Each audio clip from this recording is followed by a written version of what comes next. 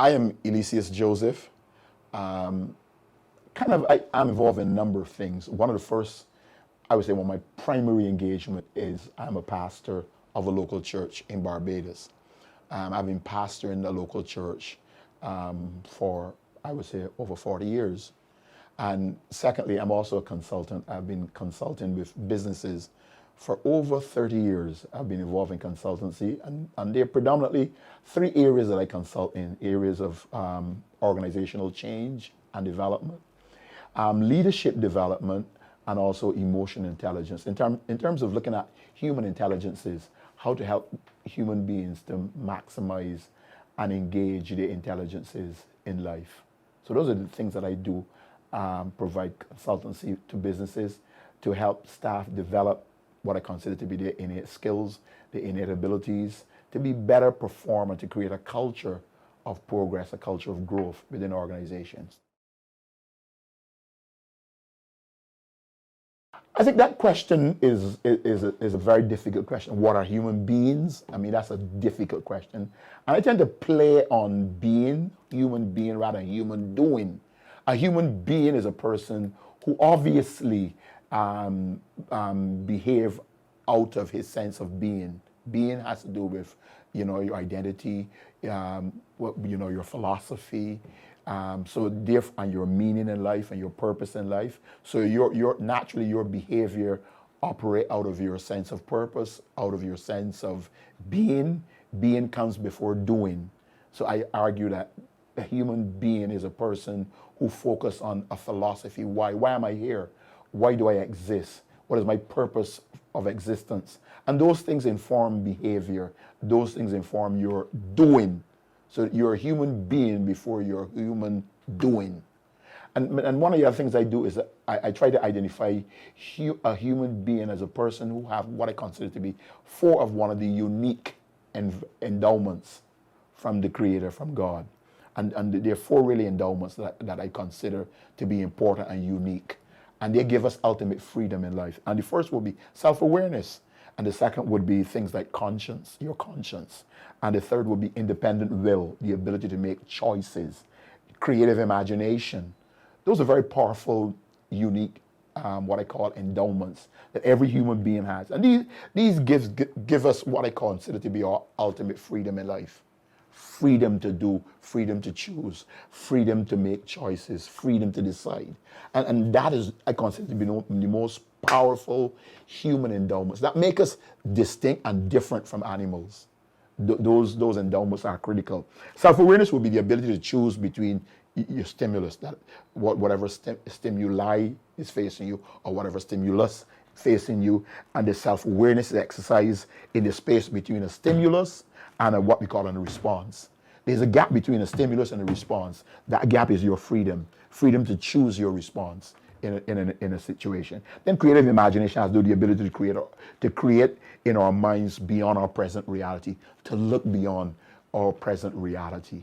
I think that is so powerful, because you can be facing a massive crisis, but the ability to imagine yourself beyond that crisis, beyond that adversity, is incredible. That is called creative imagination. Then conscious is knowing what is right or what is wrong. I mean, that is something basic in human beings, that we know when something is wrong. I mean, we feel it. We feel it in our faces. We feel it in our hearts. We feel it in our bodies when something is wrong or when something is right. There's a sense of peace that comes when we know we have done something right. There's a dissonance that we feel on the inside when we have done something wrong. The other one is an independent will that has to do with the ability to act based on our self-awareness, the free from other influences. In other words, I can choose something independent of my environment, independent of my genetics, independent of my family of origin, independent of the labels that I've had in life.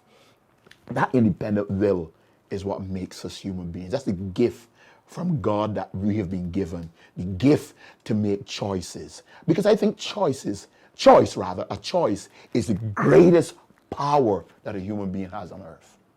A power to choose your present reality or imagine a new reality and rescript that reality. So those are the four things that I consider to be what makes us human. And I would probably add what I consider to be four intelligences. The four intelligences are what I call, number one, spiritual intelligence, emotional intelligence, physical intelligence, and mental intelligences. Those are intelligences that every human being have that make us distinct from the animal species.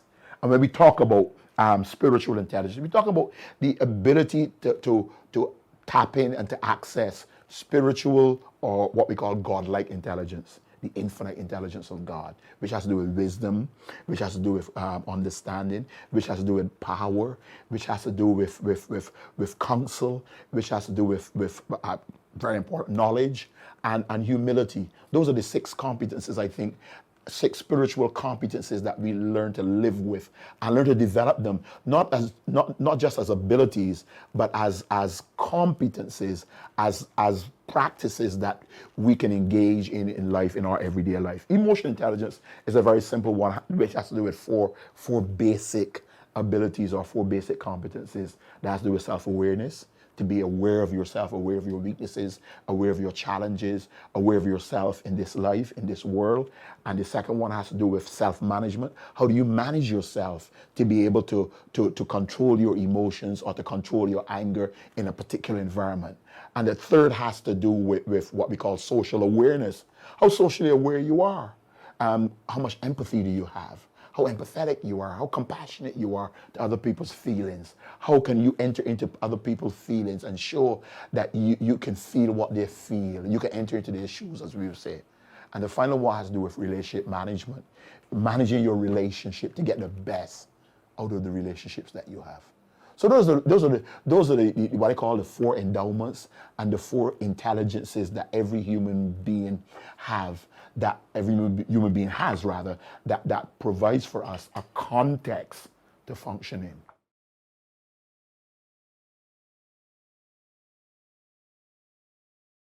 That has been an ongoing question since civilization. What motivates people? What inspires people? What moves people from one point to another point? And that's a huge question. My sense is that what drives human being is meaning. Viktor Frankl, one of the great survivors of the Holocaust situation in Germany, said that man's search for meaning is the primary motivation that every human being has, is that search for meaning, existential meaning. Why do I exist? And he argues that meaning is primal. It's primal, it's also primary. What it means is fundamental, it is basic, it is vital to man's existence. Man as a being whose main concern is to fulfill a meaning in life. That in every situation you go through, every moment, man has a search for meaning. What does this mean? What does this mean to me? Rather than just some gratification and satisfaction of an instinctive desire. In other words, we are saying that man's basic driver, man's basic motivation is not to satisfy what we call the basic needs of gratification, satisfaction, his satisfaction of his drives, or adaptation to what we call the adjustment to society and the environment. That is not the big thing in a man's psyche. One of the biggest things in man's psyche is that man always seeks to fulfill a potential meaning of his existence, as well as his will to meaning. Therefore, human life under any circumstances, under every circumstances, never ceases to have meaning. Even at the point of suffering, even at the point of death, even at the point of dying, life has meaning. And people are always searching for that sense of meaning. And that's what motivates a person. And the other thing I would say that motivates a person is that every human being has what I call six basic human needs. And these needs are, number one, the need for certainty, security. The need for certainty, survival, security.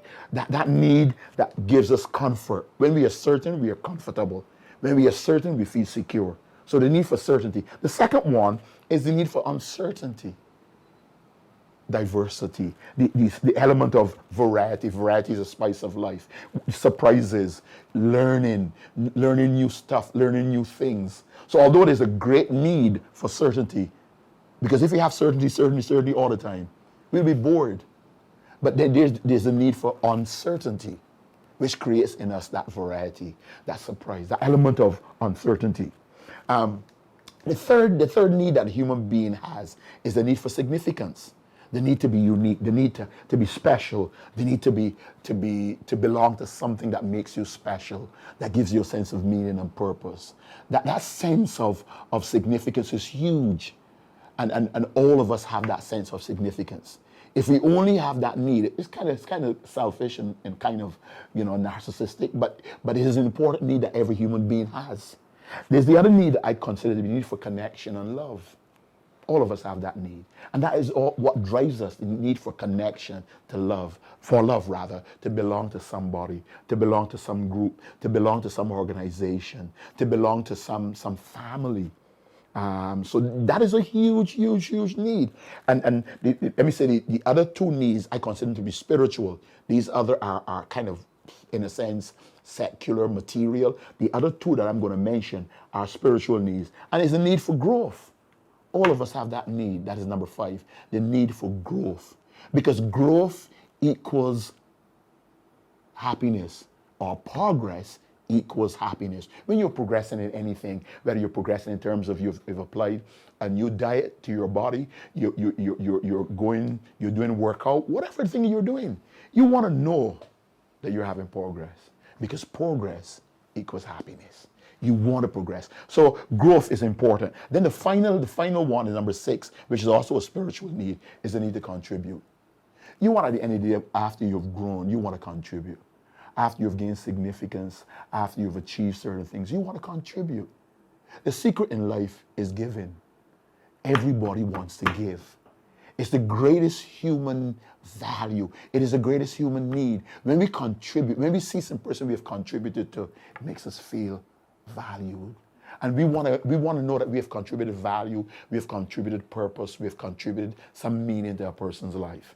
So I think these 6 needs are what drive us every moment, every day. But ultimately, we want to get to the 2 last needs, the need of growth and the need of contribution. That is what I think is important in helping us to drive us in our everyday life. Those are what I call motivators, great motivators. And let me add to that in every situation a human being experiences, there are really 2 questions you have to ask yourself. If you're faced with a crisis, if you're faced with a difficulty, what motivates you is that you got to remember that you have a decision to make. And the 2 questions you have to ask yourself, number one, what does this mean to me? What does this mean to me? What is happening now? What does it mean to me? Is it the beginning or is it the end? If it's the end, it means that you're going to have a different mindset of how you deal with it. If it's the beginning, then you see possibilities. So is this the beginning or is this the end?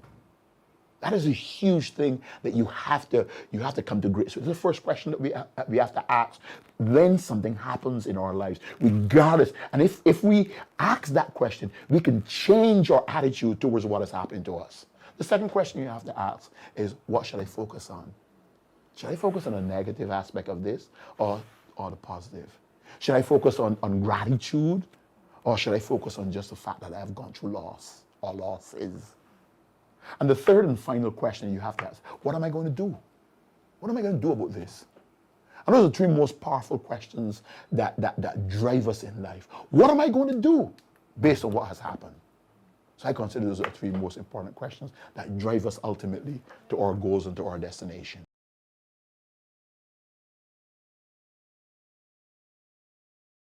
Our relationships with our parents affect us in a huge way. I would say in a monumental way. Because your parents are the first significant persons in your life. And your sense of the world and how the world will treat you and how the world will relate to you is obviously gotten from your relationship with your parents. How they look at you, how they treat you, and so on, so on, so. Those are huge. In fact, to a large extent, your parent becomes your mirror of the world. And therefore, in a huge way, your relationship to your parents affect you significantly. I call it the narrative of origin. Because I believe that one of the most powerful force in a person's life is his story. That story you keep telling yourself. What is that story? And that story usually comes from your parents and how the relationship you've had with them. If your parents have been affirming, if they've been incredibly affirming, the story is going to be, oh my God, I can do anything. Anything is possible. The truth is that I have a loving family that is behind me. If on the other hand, you have had disadvantages in your family, you've had lack, you've had incredible lack, in your family, and you've not had a proper family structure, you've not had the dynamics that are encouraging, that are motivating in your family, it can create some incredible challenges for you to move to the next level. But here's a paradox, that the people who come up with great families, great families and great structures and a lot of love and a lot of incredible support, some of them end up in rehab. They don't always end up the best citizens of our world. The people who come up with bad structures, bad families, lack, disadvantages, they're the ones who build muscle. They're the ones out of their lack develop a hunger for more of what they lack, more of what they did not have. And especially if it's poverty, they want more achievement, more prosperity, more access to wealth, more access. So it seems that lack has a way of building muscle in us. So because I consider hunger one of the greatest force in life. It's the ultimate force in life. And I think lack in our family has a way of creating hunger. I came up from a very, very, very poor family. Cracked my poverty. I was so ashamed of my poverty. I was so poor. But what that developed in me, initially I got some shame, a huge amount of shame that I had to overcome. Shame. But beyond that, I was able to convert my sense of abuse, my sense of neglect, my sense of abandonment. Life threw me the bad end of the stick, so to speak. I was able to convert that into hunger. I have a hunger for learning. I have a hunger to improve myself. And what hunger simply means is I want more. I want more intelligence. I want more information. I want more talent. I want more skills. Hunger. I think hunger is number one. If you've lost your hunger in life, you have nothing.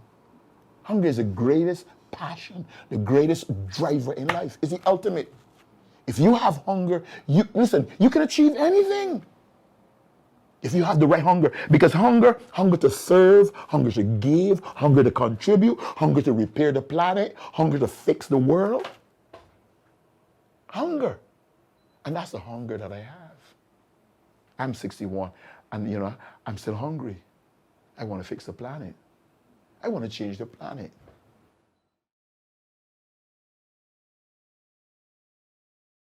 Why does man seem to rage against himself and his fellow man? I think, as I said, the human brain has not been designed for happiness. It is designed for survival.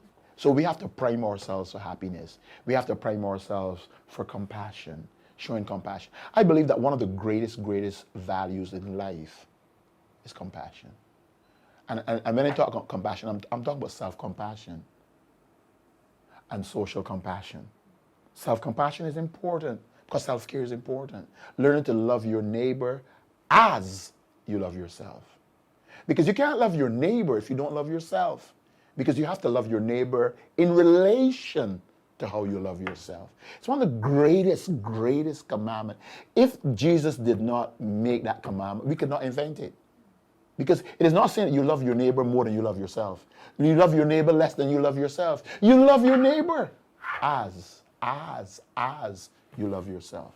That's incredible. I mean, the philosophy involved in that, the genius involved in that is incredible. That is not a human commandment. That's the divine commandment. Nobody can come up with that. It's incredible. But what it talks about is one, first, self-compassion. You must have self-compassion and self-care. And secondly, you must have social compassion. I believe one of the greatest things that Jesus did above everything else he did was to change what I consider to be the holiness code It seems difficult for a lot of people to understand this, but I want to just comment on it briefly because it makes a valid point. The holiness code, because holiness separates us from each other, and religion has pushed holiness, and what holiness does, it separates. Because holiness is defined as separated from what is defiled, what is profane, what is secular, what is material. So holiness has always been used by religion to undermine togetherness. Jesus said in the Old Testament, it was said, be holy as God says, be holy as I am holy. Jesus changed it by saying, be ye perfect as your heavenly Father is perfect. Who sends the rain? Both on the just and the unjust. So what Jesus has done, he has changed holiness as an internal behavior, as an internal dynamic, and he has changed the value of holiness to the value of compassion, because compassion is inclusive. And you got to agree with me that one of the greatest things in the world today we need is compassion. Because the hatred of the other, and the other could be the other female, could be the other could be gay, the other could be poor, the other could be someone that doesn't look like you, the other. And you pressure today to create borders to separate the other from us. The attempt to incarcerate the other. The pressure to discriminate against the other. And Jesus said, love your neighbor as you love yourself. Let me say, what is the Caribbean people's relationship with spirituality and religion, or religion? I think, let me say, one of the biggest challenges that I struggle with, even a lot of our Caribbean people struggling, is the difference between spirituality and religion. I mean, if you think that they're synonymous, and they're not. Religion and spirituality are not synonymous. What has to do, spirituality has to do with the whole concept of the immaterial, the what we call the intangible, spirit, things that have to do with the spirit, things that have to do with spiritual intelligence, things that have to do with values, things that have to do with God. Religion has to do with dogma. Religion has to do with church, institutional expression of a religion that has to do with a particular dogma, that has to do with a particular doctrine, a particular way of life that is enforced by do's and don'ts. And one thing about religion is very oppressive. Spirituality is freedom. Now, so I think that distinction needs to be made. Now, spirituality has to do with your concern with what I call the human spirit inside of you. And one of the things that Jesus did very, very, very early is dematerialize religion. Took the material aspect away from religion to give it spirituality. He said, they that worship God must worship God in spirit and in truth. That's an incredible statement. It's an incredible statement. So I think if we understand spirituality, we understand that that's an endowment that God has given us, to be spiritual. Because your greatest resources are your spiritual resources. Let me hurry to say that I am a one who believes in what I call a 10-90 principle. That is 10%. You only contribute 10% to your success. 90% of your success comes from your spirituality. 90%. Years ago, some person by the name of Pareto developed the concept, Pareto principle, which is 2080 principle. That he argues that 20%, you contribute only 20% to your success. 80% has to do with your psychology. I'm suggesting that 10% of your success has to do with your strategy. And the other 90% has to do with your spiritual power, with your spirituality, with your values, your spiritual competencies, your spiritual power, your spiritual understanding, your ability to overcome crisis, your ability to overcome adversity. Those are spiritual things. Your ability to suffer, and in the midst of suffering, see it positively. I'm suggesting that 90% of your success. So Christianity is 10% physical and 90% spiritual. Success is 10% effort and 90% spiritual. Your spirituality. In other words, anything that you're involved in, if you want to break through, you can only contribute 10% to your breakthrough. 10% is your skill, your mechanics, your strategy. The 90% is the power of the Holy Spirit, the power of God in your life. Because the truth is, let's face it, that if you look out there right now, if you look outside, that 90% of what's happening out there you can't control. You have no power over. You have no control over. I mean, COVID has taught us that. The COVID-19 has taught us that. So the truth is that life is about 10% mechanics, 10% strategy, 10% human effort, and 90% spirituality, 90% spiritual power. And spiritual power has to do your emotional intelligence, your values, your way of seeing things, your way of reframing things, your way of overcoming adversity, your way of overcoming suffering, or your way of seeing suffering positively to bring the best out of you. That's my argument. So 90% of our outcomes is dependent on God. 90%. Success as a believer in business, or in relationship, or in any activity, 10% is strategy. And it makes you responsible for at least 10%. But 10% is only strategy. 10% is only mechanics.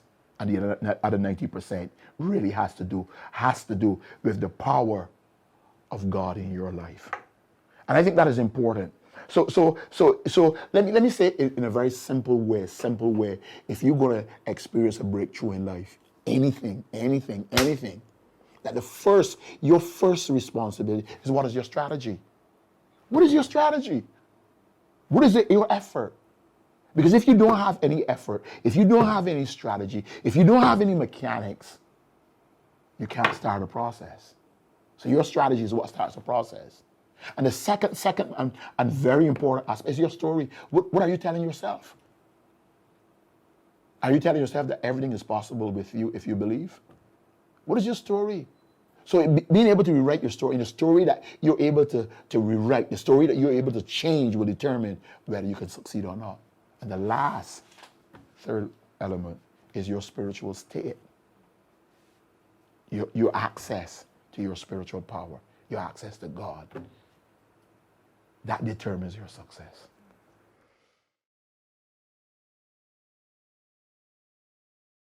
I think the Caribbean has been a melting pot for religion. And I would say religion both from Europe, religion from to some extent from North America, and religion from Africa. I think I think Caribbean people are what I call, they have been able to synchronize the religion and almost pull out the best out of some of these religious experiences. And I think because African religion has had an impact on the Caribbean people. Because one of the strengths of African religion is community, communal expression. The you was always plural. It was never you singular.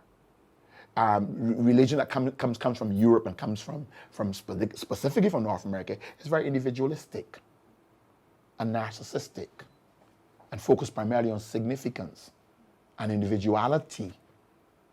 And therefore, the African religion has always pushed community, has always pushed family, has always pushed the group over and against, which is very, very biblical.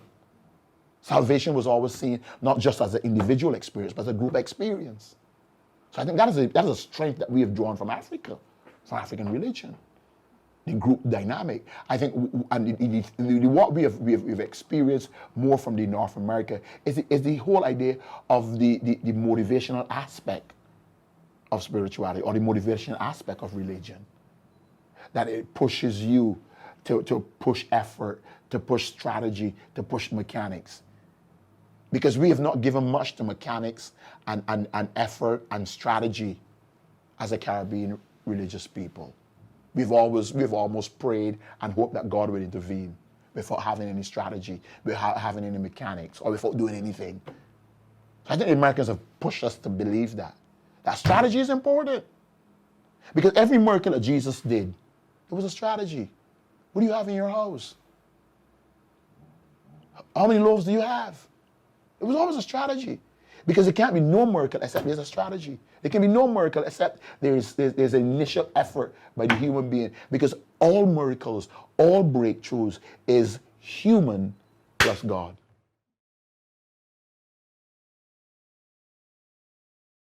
I think the truth is that a lot of decisions in the Caribbean is based on fear, not on love. And what I mean by that is that in small societies, one of the things that we have to understand, small societies are incredibly difficult to transcend because they almost come on you and contract you, excuse me. So fear predominates small societies. Fear of failure, because you have a small audience. Fear of failure. Whereas, for instance, that's an example. Silicon Valley, they see failure as a rite to passage. If they fail, they are more employable and more marketable. We in the Caribbean, if we fail, my God, it's the end of you. And we see failure as final. So a lot of what we do is out of fear. And a lot of reasons why we don't do things is out of fear. We procrastinate. We put things off. We don't make decisions quickly. It's because of fear. And as you know, fear is false evidence appearing real. False evidence appearing real. And that is huge in the Caribbean. Because the Caribbean, and I consider some general psychological and sociological realities in the Caribbean. The Caribbean is highly shame-based. We live in a highly shame-based society. Because small societies are highly shame-based. Shaming is huge. People shame you. And shaming is one of the hardest things to overcome in small societies. Because they are highly shame-based. You're ashamed because of your mother. You're ashamed because of your father, how they look, how they appear. You're ashamed because of the house you live in. You're ashamed because of the house you came from. You're ashamed because of the environment you lived in. You're ashamed because of the school you went to.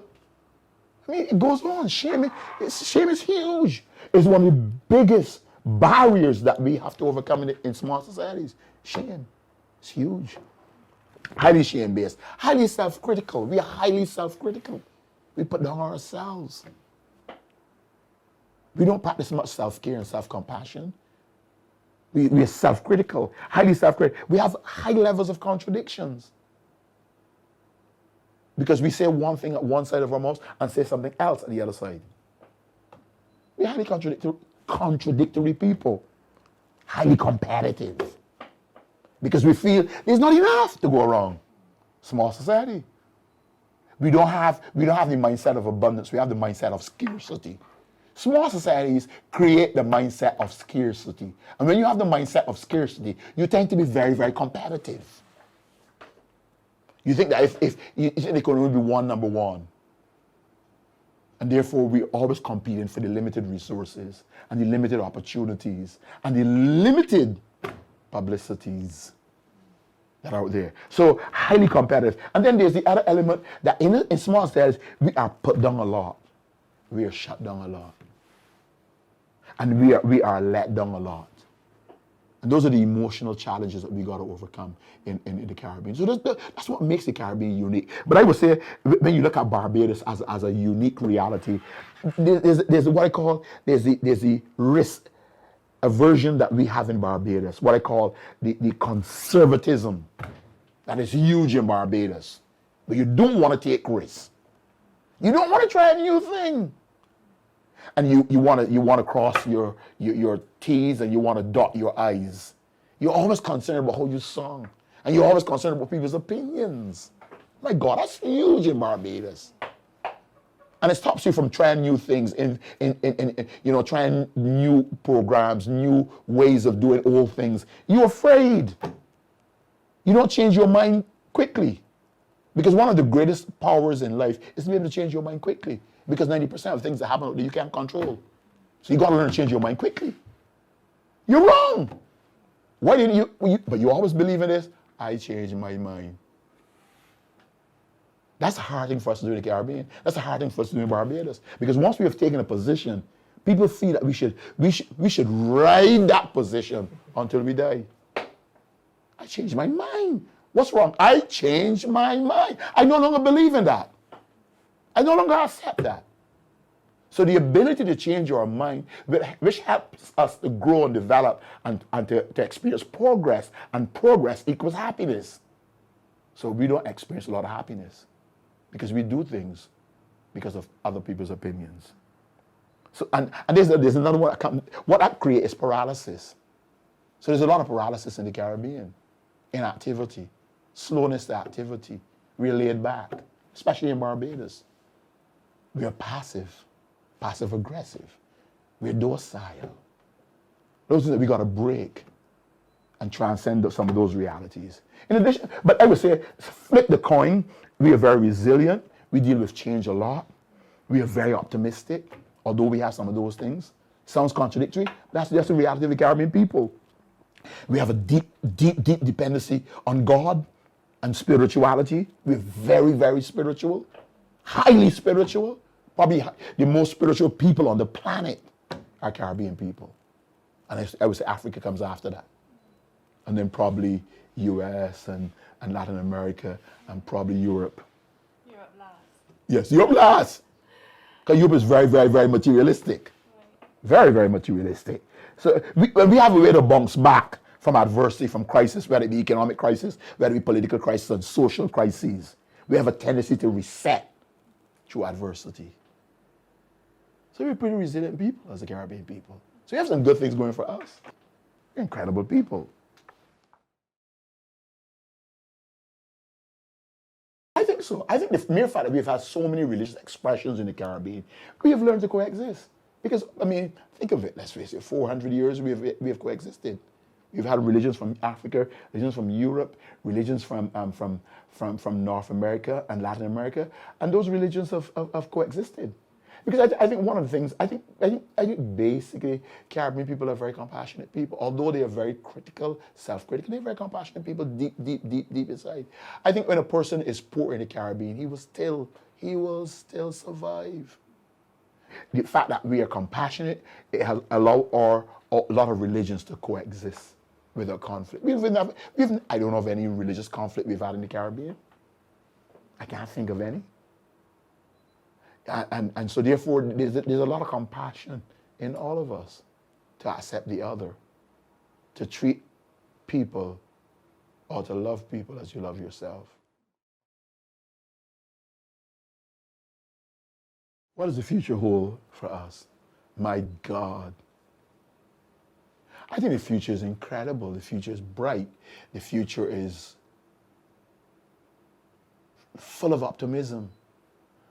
I think the future, because I think we've gone through so many crises, adversities, reversals in the Caribbean that has prepared us and has drawn out of us some incredible gifts and talents and skills that we never thought we had.